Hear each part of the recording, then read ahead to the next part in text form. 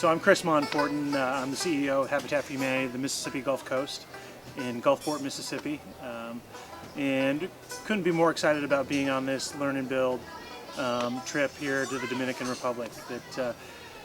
First and foremost, to be with a group of colleagues and peers from the United States, other executive directors from other Habitat affiliates, to be able to get the experience to see Habitat's work and our shared work really internationally. And yesterday we spent a full day touring and learning about the different programs here in the Dominican Republic.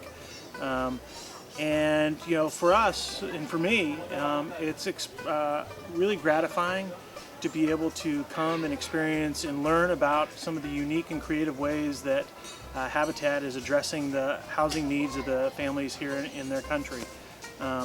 That my hope, and I've already taken a lot of notes, is to be able to take some of these things that they've been testing and learning here, and to be able to go back to my team back in the States and talk about some of the creative ways that Habitat Dominican Republic has been serving families and communities.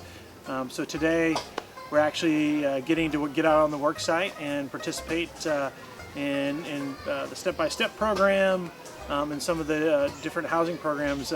So I've been back here helping dig the footings for a partner family, and have got to meet all of his siblings and his wife.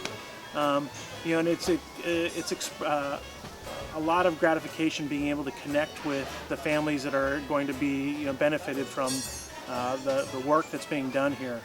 I start to think about and have seen all of the kids and all of the neighbors popping in to see what's been going on and what we're working on today. And just like back home in the States, I start to think about not just what's going on today, but what it's going to be like 5 years from now, 6 years from now, when their children are growing up in a simple, decent place to live.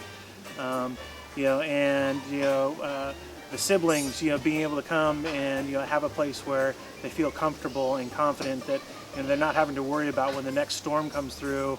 Are they going to have to go to a specific part of the house because it doesn't leak? And so that's one of the things that's really gratifying about the work that we do collectively as Habitat. But most importantly, I've really enjoyed the opportunity to have this experience with my peers. It's hard not to see what the need is, what the housing need is, and the conditions that people are living in today. And I like to try and tend to be constructively impatient, and so that would be what I would try and install, is that we need to be unapologetic about advocating and talking about what the needs are in our community, and in the community here in Santo Domingo and throughout the rest of the Dominican Republic.